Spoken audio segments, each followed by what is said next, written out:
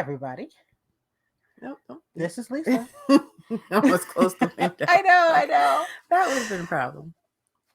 We had a minor technical difficulty, but I'm sure it's going to be fine. So this is Lisa. I'm Chris. And this is episode 24 of the Knit Sheep Knit and Crochet podcast. I have finished object. Thank goodness. Oh my God. What do I do with it? I thought I picked it up. I wasn't put it back down. Okay, give me 1 minute. I'll be right back.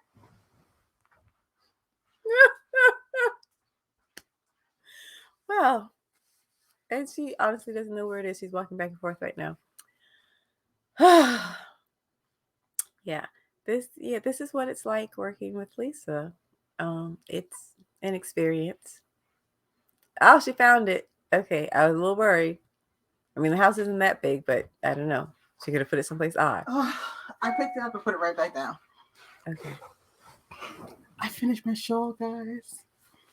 I'm so happy with this thing. Now, I have not blocked it, but I wove in the end last night as soon as I got it off the needles because, that makes it much more likely that the ends will get woven in some sort of timely fashion. Overall, it is exactly what I wanted it to be. It's got enough, there's just enough fabric that I can just snuggle up in it. But it's not like oversized and swampy, like I'm wearing a blanket and I'm carrying around. Swampy. But sometimes a shawl, if it's too big, it can swamp you. And you look like you're walking around with your blankie. Okay. And there's places where that's appropriate, but that's not always a good look. But I absolutely love it. Now, the only issue that I have right now, but I knew it was going to be one, the way this shawl is constructed, it pulls in and my edges turn up. But Stephen West even said, hey, you're going to need to block this to make it lie smooth. So I wanted to show it to you guys before I ran it through the washing machine. Because that's how I intend to block it. Both of these yarns are washable, dryable yarns. Yeah. But I'm going to pin it up. Dryer going to be an issue? No, because I'm going to pin it out. Okay.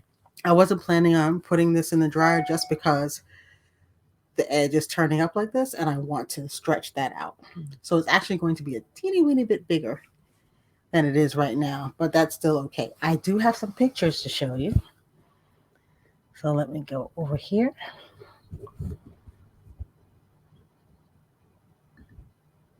So that's me after just jumping into the living room going, take my picture.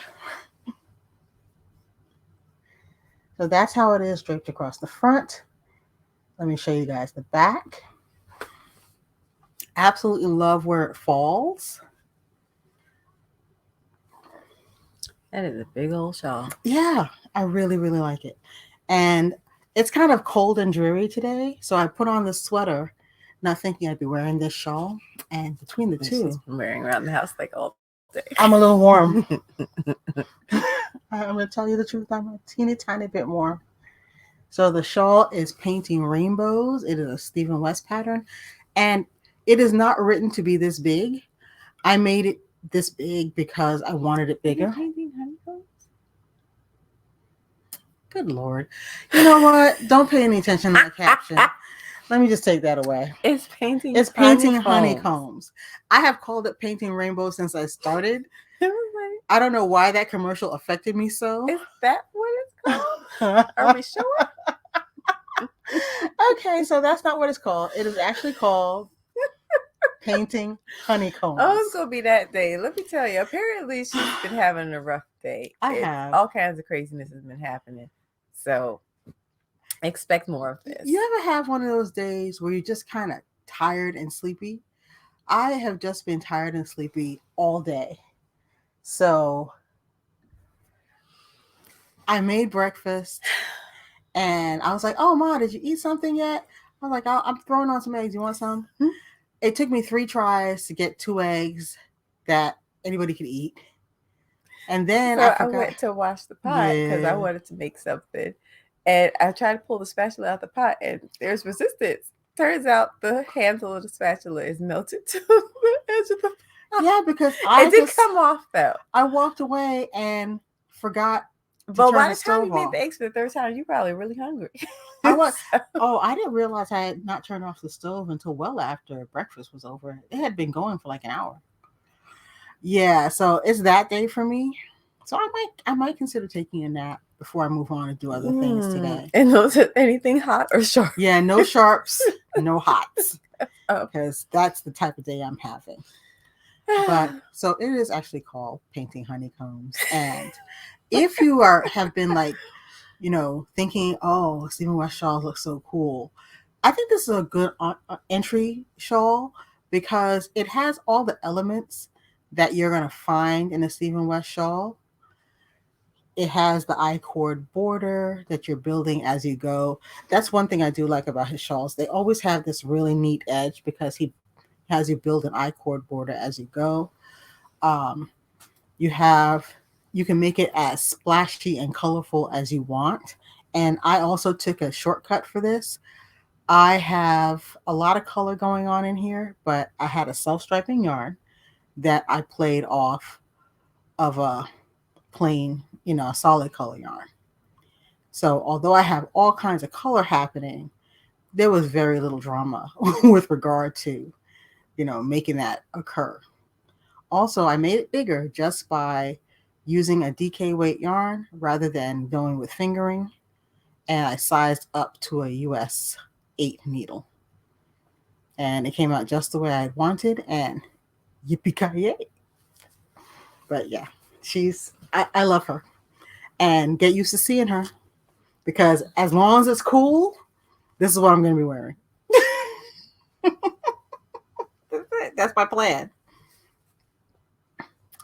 So what do you got, Chris? I'm still working on my dress. Mm-hmm. And can you show them the progress on it? Because you've gotten really far. Yeah, I'm almost finished with the front. I'm doing like the neck shaping. Now, what kind of neckline are you going to go with on the dress?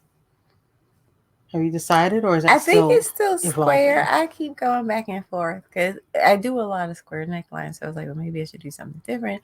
But then I was like, well, I'm gonna actually do something different with the back. So I might as well just like leave the front plain. You know what? I was just looking. I just saw a picture of Audrey Hepburn from Breakfast at Tiffany's, and I was thinking to maybe just do it boat neck, like that black dress she wears, because that's kind of cute. You know what? I might do that. Yeah, I love a boat neck. Now that I'm thinking about it, yeah, that might be what I do.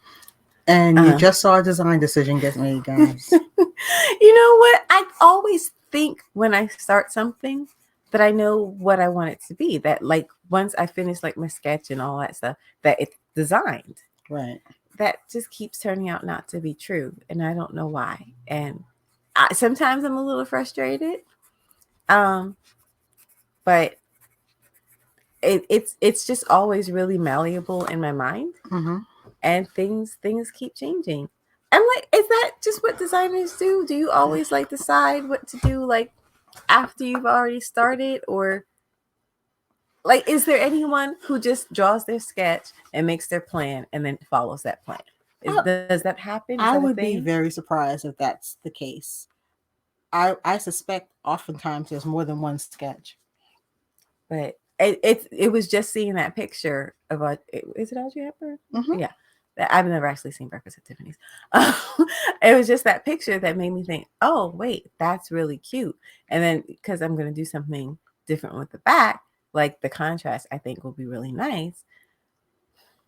It was just seeing a picture that made me like want to change my plan. And I feel like very like inceptible. No, you're just taking inspiration from what you see. We were watching Arne and Carlos's podcast the other day, and one of the things they were talking about, I don't know if you were in the room for that part, was they missed their museum trips because they would go to various museums where they do textiles and all kinds of things. And they would take inspiration from that and bring elements of what they saw into their new designs. So you're always feeding the pipeline, But it's going to be like a shorter dress. That's part of the plan. And it's in a silk. Oh, I love my stripes. Yeah, that's really cool. Yeah.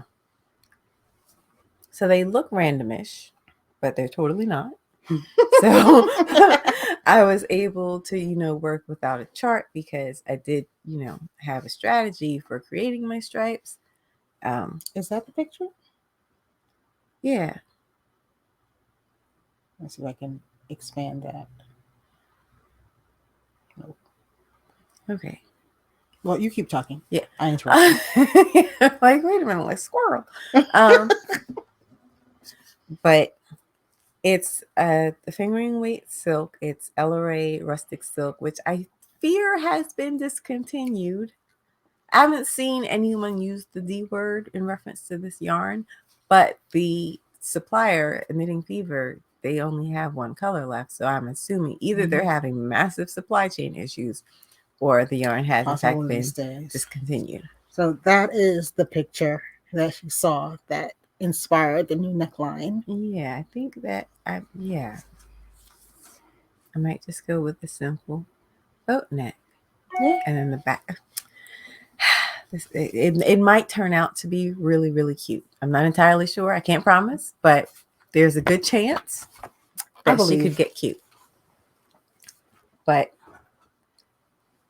yeah, so I used 5 different colors to stripe the body, and then up here I'm using a 6th color, which might be the only solid color this yarn came in. So it's just a really nice. Actually, no, cream. It did have other solids, but that might be the one. This is actually all the way you down here. But it went faster than I thought it would. I'm working on I think 3.25 millimeter hook, and that seemed daunting, but it really wasn't bad at all. I'm only doing single crochet stitch. That tends to go fairly quickly. And I mean, it's about as easy as it gets. And that's what I like to do. I like the work process to be easy, but I have a little fun with design. So honestly, just using this yarn did a lot of the work for me. Oh, absolutely. Because not only do I have all these different colors, but I have that beautiful speckling. And that's how I prefer to work. I'm very much, with the KISS program, keep it simple, stupid.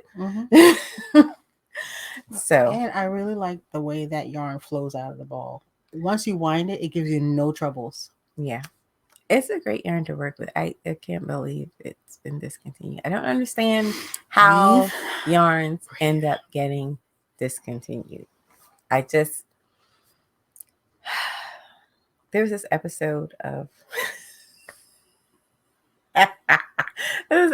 Cheers, where this news station would sell sports memorabilia, and so Sam donated a jacket from when he played baseball. Right. And the jacket wasn't selling, and apparently what happens is if an item doesn't sell after a certain period of time, it ends up on Mr. Bobo's table, and Mr. Bobo is a monkey. Oh. And it just gets sold at a ridiculous price. And I feel like some yarns just end up on Mr. Bobo's table, and I don't understand why. Bobo is bad. Wicked Bobo. He's stealing my yarns from me, because this is a yarn I would love to work with again. Oh yeah, it's gorgeous stuff. So I don't know if they're gonna replace it with something similar, or if I'm just gonna have to, because it's, like I said, it's a raw silk, and so it has a completely different feel from what you would expect from a silk yarn. But I love that. Yeah. So it's almost like it has a texture to it, but it's still incredibly comfortable, because y'all know I'm funny about what yarns touch my skin. Funny is not even the word. Hush up. It's a dream yarn. It really is. And I'm just like, why would it go away? Why would we do that? And then, you're getting like 400 and some odd yards in 100 grams grain. And it was like, I think it sold for like $20 or $22. It really wasn't a lot for what you're getting. So yeah, and it was a good bit of yardage. Explain this to me. But it's okay. But no, you know what? Okay. It's not just about me being persnickety about yarns. I really don't understand this aspect of the yarn industry. I don't understand what makes a yarn go away. It has to sell enough to be worth all of the investment it takes. The issue with that, though, is because yarn tends to be a little bit trend driven. You know, sometimes a yarn just hits, right? Somebody does a pattern with it, or Mandela. Yes, or Mandela caused a fever. It just gets really popular for little to no reason. But it's the same yarn, whether or not it became a trend yarn, it's the same yarn. So one would think you go to your yarn store and you discover this yarn, you're likely to enjoy it. But I don't know. I feel like maybe people kind of shop really narrow. Yeah, people and do. They're not. I'm trying to branch out and try different fibers. I don't know how I'm gonna like, non-merino wools because I don't do scratchy. All wools that are not merino are not I'm scratchy. just saying. But throwing that out I there. like, like linen and cotton and some of these other natural fibers. But I don't know. I feel like merino wool has come to like define the yarn industry to some extent. And it does get a little frustrating. I'm not going to lie. Well, you know what? And I like merino. Hand dyer's favorite because it takes color really, really well. And then if that's what you're mostly getting, it's a circle. When I was looking for a hand-dyed yarn from Lola B, you know me, I always look for fiber. And she had like 3 bases that I wanted to try. So I selected one of the bases that were not merino based. And she actually started emailing me. She was like, that's a beautiful base and I love it. It was like a silken something, I forget what. But it doesn't take the color the same way the merino does. So that might affect your sales because it wouldn't be as bright. So I was like, okay. Let me try this yak situation you got going on. Because I love the feel of yak. It feels like velvet. My fingers are tingling just thinking of the feel of it. And she goes, the base of that is gray. So the colors, once again, are not going to look like my typical colors. I was like, all right, girl, I see you trying to give me the hint. What should I get? And I ended up with Superwash Merino. She goes, I love these bases myself, but it does not look like Lola B. There's a lot about people who work with yarn like to kind of be led, I think, with what patterns they make and what yarns they use and which, companies they buy from. And that can exclude a lot. Yeah. And so it gets a little frustrating because I've had this yarn in my stash for a while. So, my bad, I know. But I just get around to using it. And I'm like, as soon as I started working with it, it was like, oh, I'd love more of this. And then it was when I went online to look that I saw, oh, you can't have any more. Hopefully they would have marked clearly if it was discontinued. More than likely, they just haven't been able to get it in. Maybe. We'll see. But if they ever get it back in, I'm going to buy 50 bags just for me. Oh, okay. But it's some beautiful stuff. Maybe like 5 bags. And if you like to make lace, try making lace out of silk. It will be glorious. So that's my current work in progress. As y'all know, I work monogamously, but now because I'm learning to sew, I tend to have a crochet project and a sewing project going. So I do have a sewing project as well. Oh, do you want to talk about it now, or you want me to go with my? I didn't with my what? Like bring it down. All right, let me tell y'all something. Right now, my sewing is ugly. Okay, I made one outfit. It's wonky as hell, but I keep thinking. I'm trying to stay motivated, and I keep thinking about my early crochet garments. They were special. So I'm just trying to tell myself these will, my sewing will improve. Yeah. But I'm just like, what I said to my mom was like, with crochet, it basically comes down to the one thing, right? You yarn over, you pull through, and you do, how many loops you pull through or how many times you yarn over or whatever is what makes a difference. But the basic skill you're using is you yarn over and you pull through. But with sewing, you require a constellation, I said, of skills just to make a single garment. Yep. And so I'm like, well, what if the one skill that I need for crochet, like I've got that, but what if I can't manage all these skills that I need for sewing? And my mom told me I think too much. I was like, that's helpful. I agree. So I'm hoping that, sewing will get better, but I have no guarantees. It will improve. The more you do it, the more you improve. That's just how life works. That's what I'm trying to do. I'm trying to just like go from one sewing project to the next, not lose my momentum. So I guess we could show them the outfit. Yeah. So this is the outfit that Crystal says is what was a little wonky. A little wonky. It is, because what you can't tell it. So I have the side drawstrings to do that ruching, and I needed to taper the skirt. It turns out the bottom of the skirt is just way too wide. I think even if I hadn't done the ruching, that skirt just needs a little bit of tapering. And because I didn't do that, there's a lot of excess fabric at the bottom of the skirt. So I have to ruche a lot in order to like make it look a little bit more normal. But because I made the longest view of the skirt on that pattern, even ruched, it's still a knee-length skirt. That's what I wanted. That's why I chose to make the longest length, because I knew I was doing a crop top, so I didn't want the skirt to be like super short. But that's my main issue with the skirt. And then my waistband is not the best, because that was like my first time ever putting in elastic, and I'm really surprised that I managed to pull it off at all. Oh, did you get a chance to use your new elastic threader? Or did you get it after you did it? Yeah, I got it after I did, because the top has elastic around the neckline, around the base of the top, and then around both armholes. So I've done a lot of elastic at this point. And I've decided I never ever want to touch elastic again. Well, then. I don't know if that's going to work out for me, but I really like this fabric. It's like a stretch knit kind of thing. It's pink and heathered, and it's really soft and comfortable to wear. So I'm happy with my choice of fabric, and I have enough that I'm going to try to make something else out of it. Oh, but come to find out, my fabric was stained.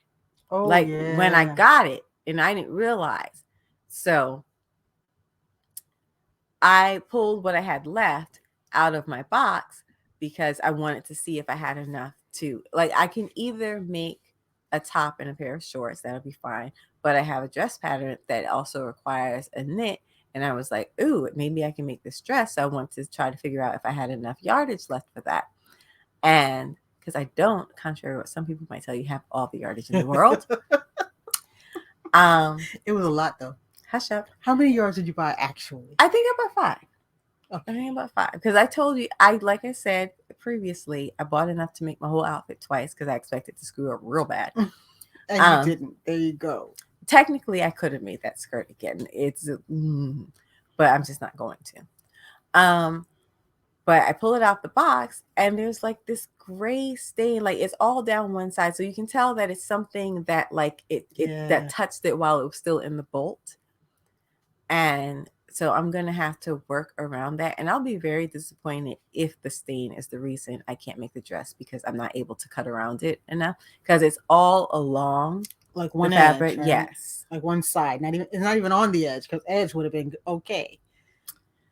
So I am really hesitant at this point to buy fabric online again. I really want to be there and see it and touch it and, check for holes, the biggest hole in the universe. I want to check for stains. So I don't know if I'm going to be an online fabric purchaser. You know what? Maybe you need to just try a different vendor, because you did get that fabric from Joann's. No, I'm not knocking Joann's. I'm been a frequent I'm flyer knocking there. them a little. But I'm knocking Sending me them dirty ass fabric. a And I little. tried to clean it. So I, took some wool light and a toothbrush and I treated the stains and then I put it through the washing machine. Didn't budge. didn't I have even move no it. idea what it is. Yeah. But it, like sometimes the stain doesn't come out, but it lightens. No, None of that. It didn't even None of lighten a that. little. I was like, wow. That thing came out the washing machine and I could hear laughter because the stain was laughing at me. Yeah. Same way it went in. So we'll see. Like I said, the top and the shorts I can get out of what I have left, no problem. We'll see if the dress is a possibility. Yeah. The dress has two versions, a straight skirt, a pencil skirt, and a flare. I might just end up having to make the pencil skirt version because of the stain. But you know what? If you like this outfit, despite the want factor, you could always make another version of it. Out the same fabric? No, I don't have a different fabric. Oh yeah, I already have plans for version 2, but I Yeah. don't have fabric for version 2 right now. Yeah. But yeah, well, I do want to. I'm actually kind of doing something like that right now, where I'm looking at my old crochet projects and thinking about how I can make them better. The cardigan, the two-tone cardigan that I made, that was like the salmon and the gray, or coral. I think, yeah. Coral and gray. That's actually my second time making that cardigan because the first version I made out of some Lion brand yarn that has subsequently been discontinued because it fuzzes so bad, and I couldn't believe how fuzzy it got. And so the yarn that I'm using now, it was just the wool. It's just giving me much better stitch definition, and that fuzziness isn't covering up all my stitches. Yeah. And it was just a better choice. So I imagine that with sewing down the road, I will do something like that as well. I will revisit some of these things and maybe even like tweak the designs a little bit if I ever progress to that point. But yeah, right now I'm just taking pictures of it in the backyard because that's what you do. Yeah, that's how one rolls. Oh, and if any of you guys are in the Philly area, a couple of good yarn stores, let us know in the comments. Is it called Loop? I know this. Is Loop? I thought Loop was a yarn store. Yeah, you just said yarn store. Oh, you meant to say fabric store. I meant to say, I'm not having a good day. Fabric store, please. I was like, then what about Loop? Okay. Yeah. I don't see me going into Philly to shop for fabric, but okay. It could happen. I am scared of Philly, which is funny because I'm from New York, right? So everyone thinks New York is like, right? But I'm scared of Philly. But I tell her it's because she's outside. She's from outside. She's outside Philly. But my cousins from Pennsylvania talk the same way about New York. They would say, oh my God, the news from New York. It's crazy in New York. My aunt said, and I quote, you guys don't get any snow because there's so much sin in the concrete. It can't stick. That's what she said. But that might be true about Philly. I'm kidding, mostly. But yeah, I don't know about going. And part of the problem is just driving. Like when I lived in New York, I didn't drive in Manhattan. You took the subway. That's just what you did. That's what smart people did, because driving in Manhattan is a nightmare between the cabs and the buses, and then just all the other every traffic. Once in a while there's a horse and carriage, and those clip cab clopping down the street are a menace because you drive all day and you lose your fear. Mm-hmm. So driving ain't nothing to you. So the way they dart back and forth, they cut you off. Anyway, point is, I don't know if I'm going to Philly to shop for fabric, because I have been thinking about shopping for fabric and how I might want to do that instead. Anyway, so I might not need to go to Philly. Although I bet they have thrift stores.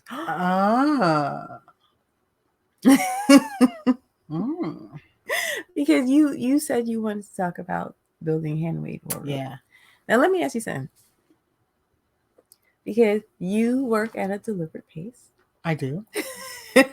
I do.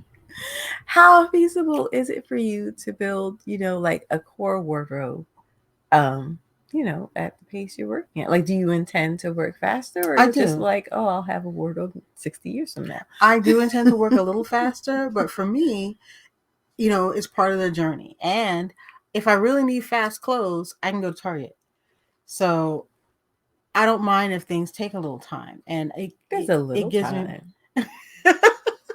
And Yes, then okay. I'm a little slow. there's Lisa time. I'm a little slow, but I'm gonna pick up my pace. Okay. It's like I was thinking about, okay, how can I just get more knitting time into my day? Mm-hmm. So one of the things I've started doing, and matter of fact, I started this very morning, is when I first get up, I get in a few rounds.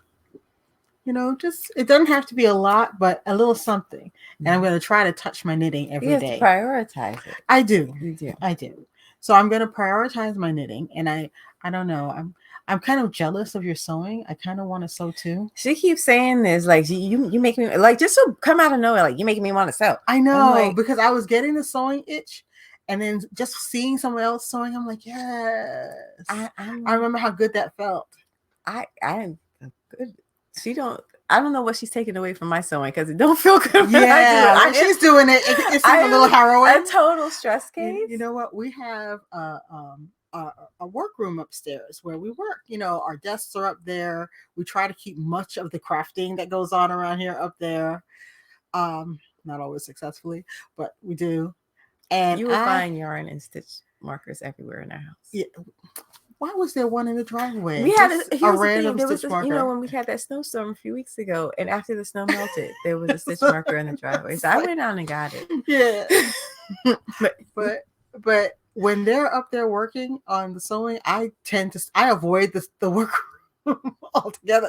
I have a little bag that I keep my this is my office in a bag.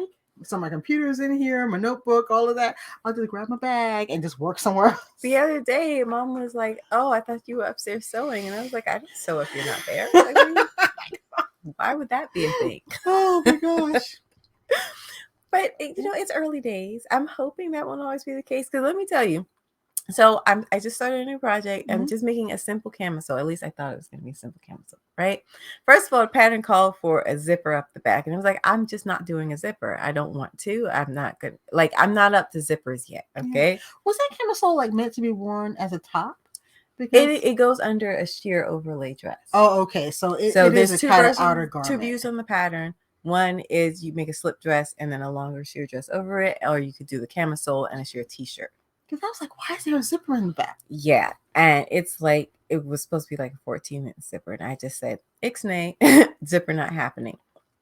But I started working on it and I cut out the pattern pieces, which is still a stressful thing for me because I always think I'm going to do it wrong.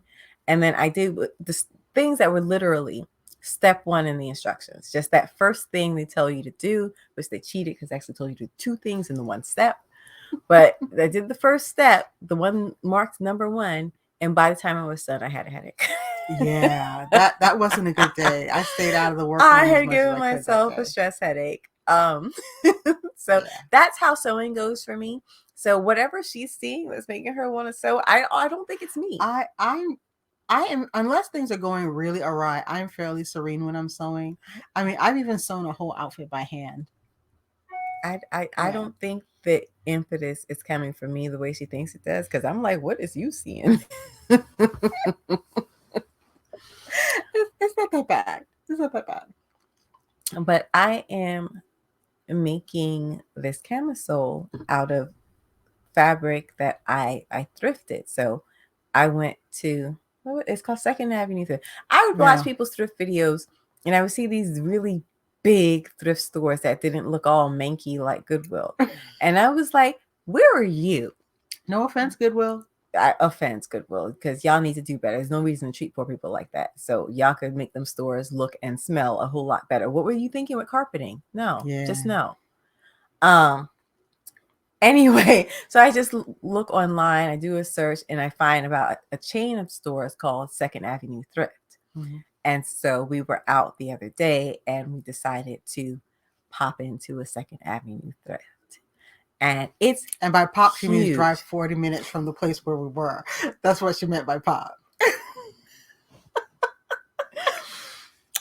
Pop. So we went to the thrift store and it is huge. And I would have had a lot of options, but by that point in the day, like my mom was a little tired, so we didn't stay very long. We really just hit like one little section of the store, but I wanted a proof of concept.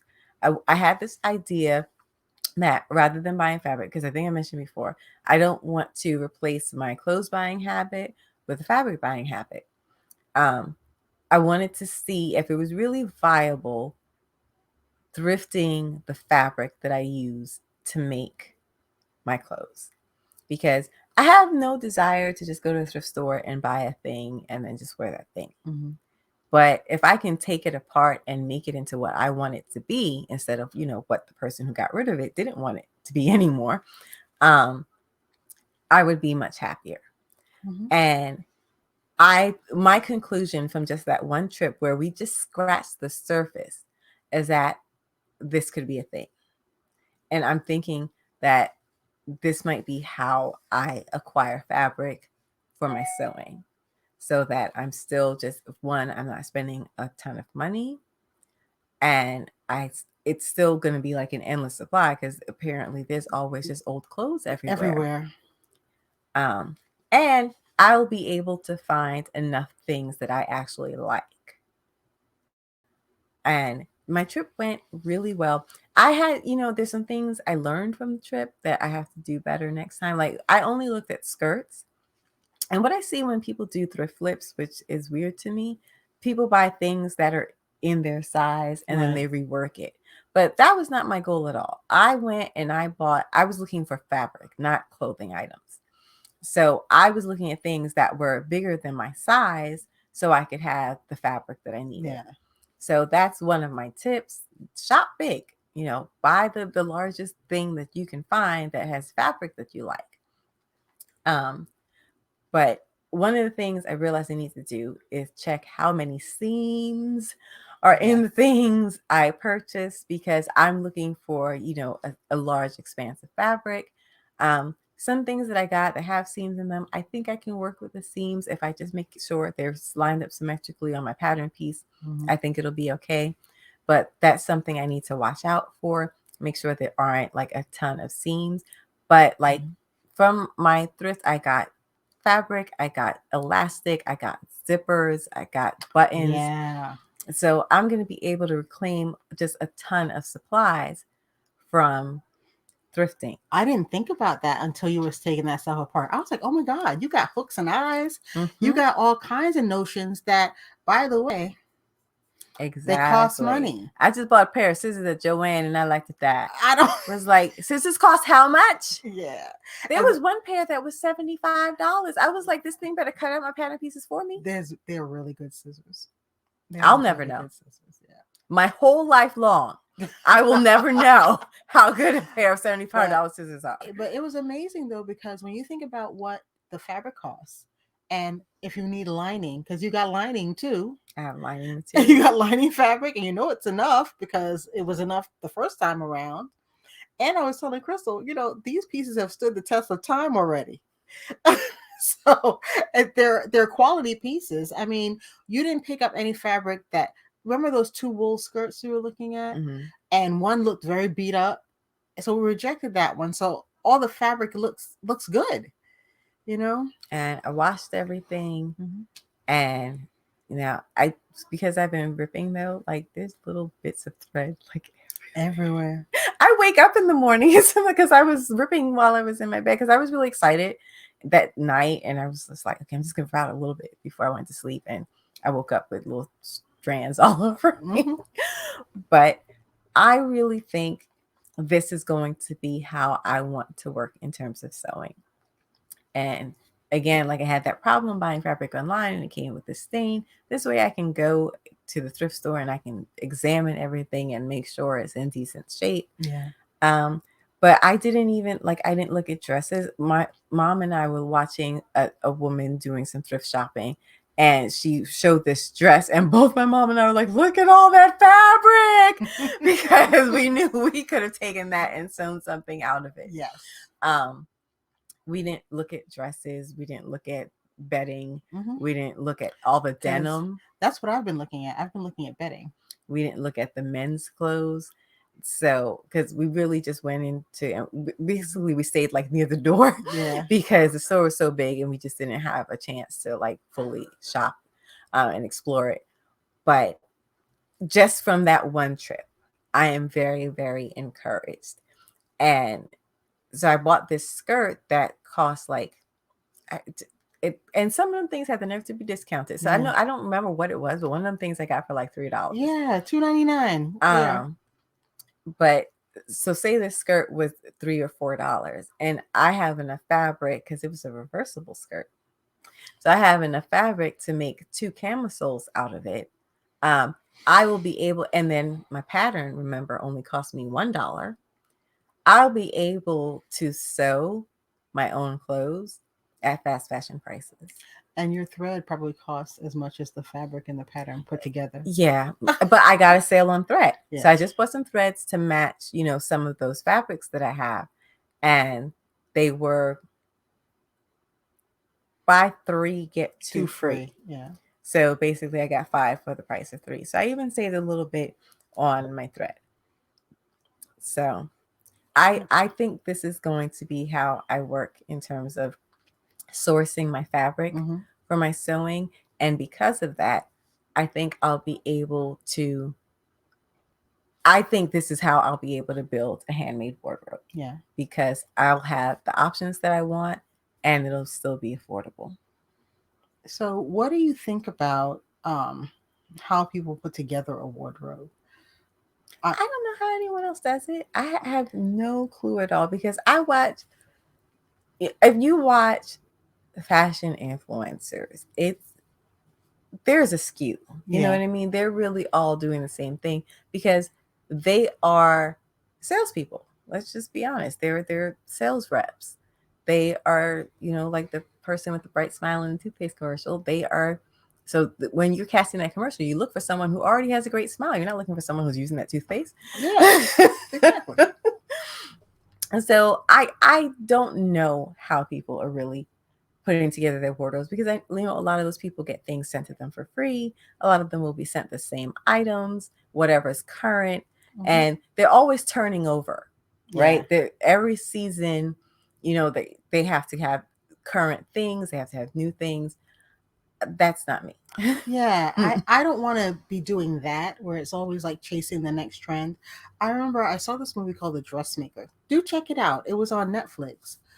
And it was about this woman who came home to Australia after a long time away. Some stuff had gone down in her town. She came back. But she made her living as a dressmaker in Paris. And over the course of the movie, she started making dresses for the ladies in the town. And that got to be the rivalry point because they were going to her secretly so that no one would know what was going to be in their design and nobody could copy it because they each wanted to outshine the others and nobody wanted their dress to be copied. And that's sort of like my purpose for a handmade wardrobe, to be able to have things that are unique. And if you are not interested in just wearing a uniform, basically, because we were looking at those fashion videos and from the thumbnails, some of them we couldn't tell it wasn't the same woman over and over again when it was different women wearing the same outfit, sometimes the same actual items. And I'm like, that's not really what I want to do if I want to make my own things. I want to have some uniqueness and some flair. And trends are the devil. Let's just be honest. No, trends aren't the devil. Let me tell you, I think some trends occur because a lot of people happen to like a thing. Sometimes, yes, there can be organic trends, but that's just not what you're seeing.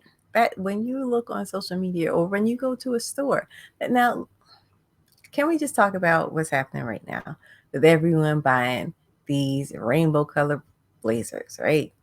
With the red and the green color. And the yellow and the blue and the pink, the hot pink behind blazer that you will not want to touch a year from now, that you're going to do a regret video where you're like, trends are regret. And you're going to pull out your 17 blazers in all the colors. And you're like, I maybe regret these because 6 months from now, someone's going to decide that all those colors are Out. Yeah. And what are you going to do with all of that? If you want to send it to me, I can use it for fabric, but feel free. But I don't want too much of that in my wardrobe, because unless you're a person that naturally gravitates to that color, which I'm not saying that that's a problem. If that's what your thing is, if you will wear it 5 years from now, or if you're going to wear it, even if someone decides the color is out, then it makes more sense for you as a purchase. But if you're buying it because it's what's hot, I mean, like I saw thumbnails for different Zara hauls and saw the same garments over everyone. Like, I feel like even if I went to that store, I'd have found some different things. Yeah. But everyone's buying the same thing, and that's just not, trends are not useful for me. So I don't use them at all in building my wardrobe. And I know I want pieces that I'm going to continue to like long term, because I try to wring every penny, all 100 pennies out that dollar bill. So when I buy a garment, I want to wear it as often as possible. I want it to last. And you know, some trends don't even work for your body. I remember the worst trend I ever lived through was those horrible low-rise pants. Those low-rise freaking because you pants. Couldn't get it's fine if that's what's popular and a lot of people are buying it, but still offer options. You couldn't find you couldn't even find mid-rise. And remember when the trend was really like a thing, those really long t-shirts came out and the layering look came out, because those pants didn't work for a lot of people, and half of your butt would be hanging out. Showing Drawers. I wish sometimes it would be drawers. It would just be straight up butt. So my behind was always covered. It would just be butt, just butt everywhere. So people started wearing those layered tank tops and t-shirts because the shirt was long enough to cover up what the pants failed to cover.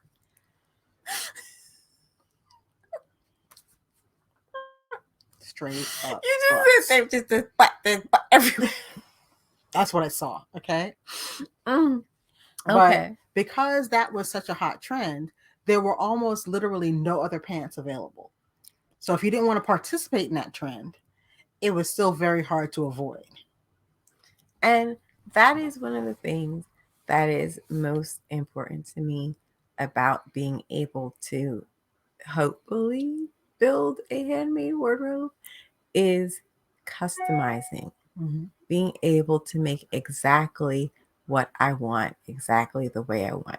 Right now, I am adhering to the patterns that I buy because I don't know what I'm doing. And I have so much to learn about garment construction. So I don't always understand how a change that I might want to make would affect the construction of the garment. Like, oh, if you wanted to do this, you needed to think of that 3 steps back. Yeah. So right now I just started sewing last month. Yeah.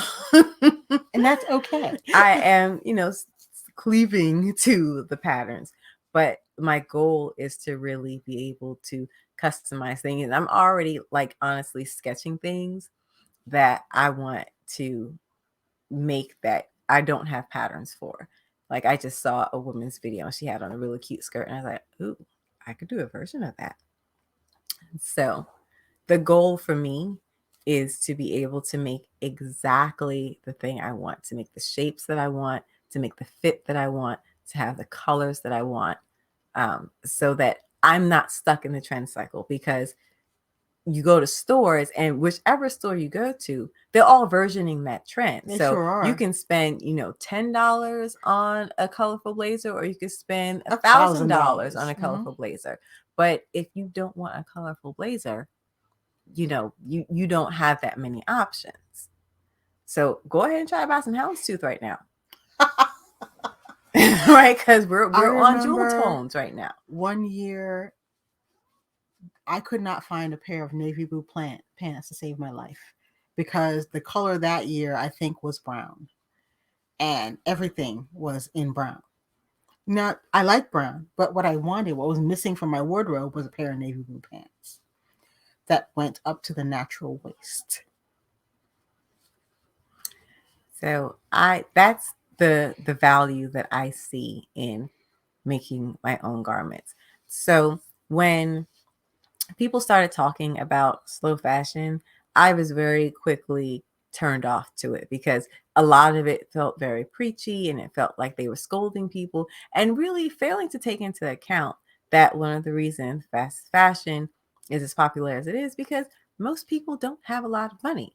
The number of people who can afford to buy whatever they want is very, very, very small. So there are people who are reliant on Target and Old Navy and whatever else to get their clothing. Mm-hmm. And it felt like the people who were talking about slow fashion were failing to take that into account. Like they were talking to people who were like themselves and who had the disposable income to shop at these brands that build themselves as sustainable, but charge prices that aren't sustainable. that you would expect for things that actually are produced sustainably. But my other problem with that too is that it puts the blame on the consumer. That's what I'm saying. The consumer has no control. You have to, over they the were manufacturing preaching process. to people who were reliant on these low prices, but those people weren't the issue. The issue are the companies that insist on just making so very much more than we need. That they just make too much stuff. Just way too much stuff. I lost because you know what? I felt like they were punching down. Like you can judge these people who are buying fast fashion because it is inexpensive and dear God, like what's wrong with wanting to get a good deal, right? But the issue is the source of these clothing. It's where it's coming from and just how very much there is produced of it. And very few people talked about that. And I just felt like there was such an imbalance that I lost interest. Even the minimalists. Don't get me started on minimalists. The 10 item wardrobe people who have 10 different items every season, which I can understand because you're wearing the same 10 items every single day, they wear out. But that means every season you're buying a new set of clothes. You're buying a new set of clothes. You're buying a new set of. So I'm like, where did the clothes from last season go? I didn't understand. That's a whole other video, right? But for me, while this whole conversation about slow fashion was happening, I was just crocheting anyway because I like to crochet and I was learning how to do new things. And I realized that crochet was a feasible way for me to make a custom garment, to make something that's exactly what I wanted. And that's where my interest in making my own clothes came from. I wanted to be able to make custom things, only I realized crochet was going to be real slow. It's slower than sewing. Yes. So I was like, you know what? I might need, once the goal became building up a handmade wardrobe, I realized I was going to have to incorporate some sewing so that I could make things just not quite such a glacial pace. But still, I did have my own concerns about. I started to understand the connection between consumption and climate. Right. I was like, ooh, I just examined my own habits. It really wasn't about anyone else or what other people are doing or what the companies are putting out. I was like, for me and my own purposes, I do want to lessen my consumption. And so first thing was just slowing way down on buying new clothes. That was like my first step, because that was like, quitting smoking or drinking or something for me, because I like having new clothes. I like putting together different outfits. I like reimagining looks. It's fun for me. It's a hobby. It's just a thing. I enjoy the act of shopping. So that was really hard for me to just take that time to just slow down with what I was buying. But now I can still scratch the itch for new things in a way that is actually more sustainable and less expensive. So yeah, I'm about to become like a regular. As a matter of fact, there's a new location of 2nd Avenue Thrift opening, and I'm waiting for that one to open because the traffic pattern in the new area is just going to be easier than the one that I went to. Yeah. That was just a little messy getting over there. And there's also a thrift store I've been told about, Red, White, and Blue. Yeah. So I'm going to check them out as well. And this is how I'm going to make clothes. This is how I'm going to acquire what I need to build a wardrobe, because that's still my goal. I'm not a minimalist, and I'm very acquisitive. I like new things. I just do. But I can do that and still I can shop my values. And that's what I'm trying to do. And so using thrifted clothes as just my base fabric for sewing, I think that's going to work out for me. I agree. Oh, I do have something I'm working on. Are these your socks? Yeah, I worked on them this morning. I was just reading something because I showed you all some secondhand crochet books that I bought, and one of them was my Melissa Leapman, and she also recommended working from the Tangle, except she didn't call it the Tangle. Yeah. But on the cover of the book, there was a sweater that had all these like triangles in different colors, and it was done with intarsia. And she said, instead of using bobbins, cut a length of yarn and just work like that. And for the pattern specifically, she told you how much you needed to do each triangle, which was very convenient. But so that's another person who recommends working from the Tangle. It's been good. I tried bobbins and butterflies. They did not work for me.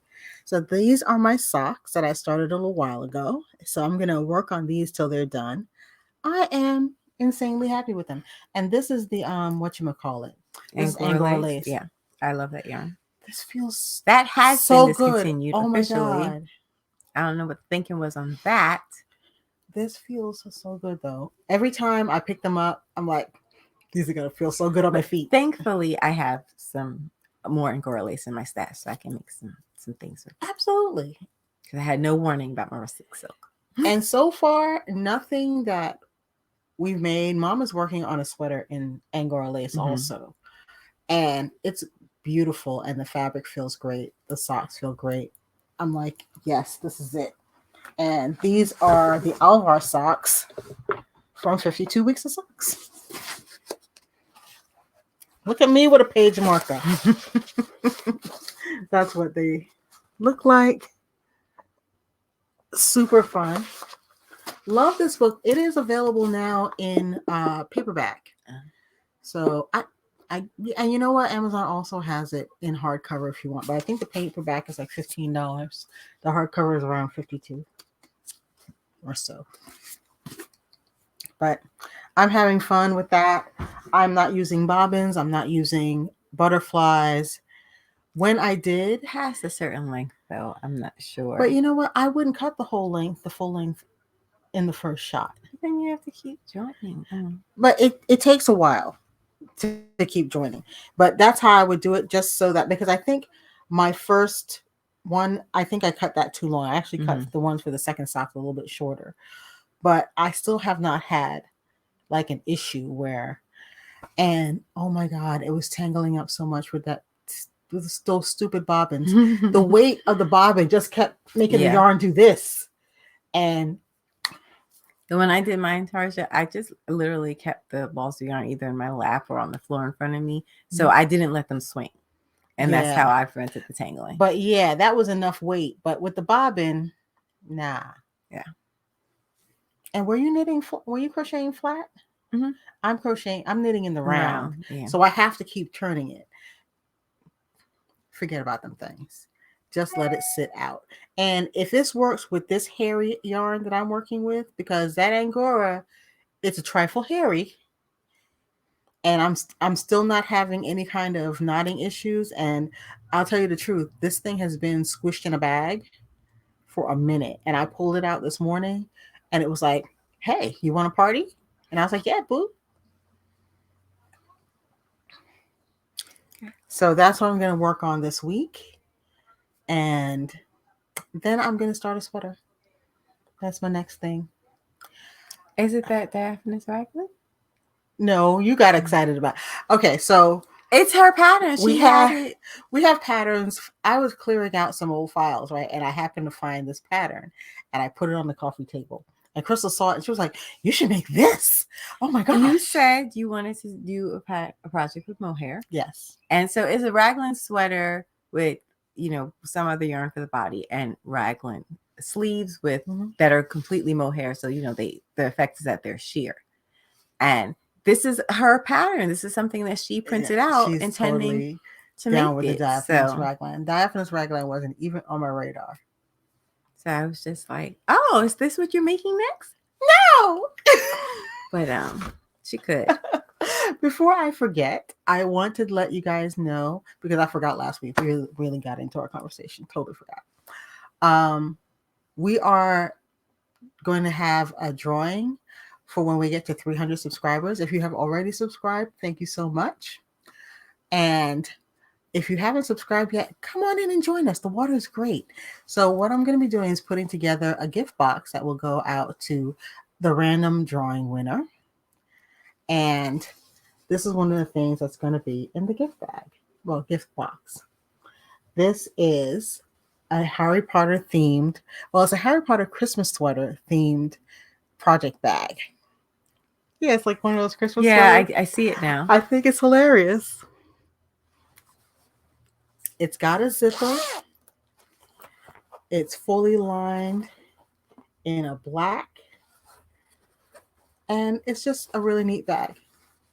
And I think it will hold a medium-sized project. I think you can put socks in there. Yeah, socks easily. I wouldn't try a sweater, but a small shawl, absolutely. So that's one of the things that's going to be in this box. So if you would subscribe, that would be great. Mom would be ecstatic. Mom's like, got another subscriber. Oh, and I just want to say thank you. What is the Crafty Nomad? The Crafty Nomad. Hi, Kim. Hello, Kim. Thank you so much for letting your audience know about us. People have been coming over and commenting that you let them know that we were here. Thank you so much. That was really great. And if you're one of Kim's viewers who popped over, hello and welcome. And thanks for checking us out. Let us know what your idea about building a handmade wardrobe. Do you want to switch all your clothes over to handmade, or you just want to have some handmade pieces that kind of accent everything? I know I need more handmade because I love wearing it so much. It's kind of a high. Yeah. And I think overall the quality is better. I know my crochet, yes, my sewing. Finding natural fibers in the stores is a trick. It's quite the trick. But I think that's it for me today. You got anything else? No. We will see you next time. Thank you so much for sharing this time with us. Please like and subscribe. Mom would really love it. And there's going to be a prize when we hit 300 subscribers. Bye-bye. Bye.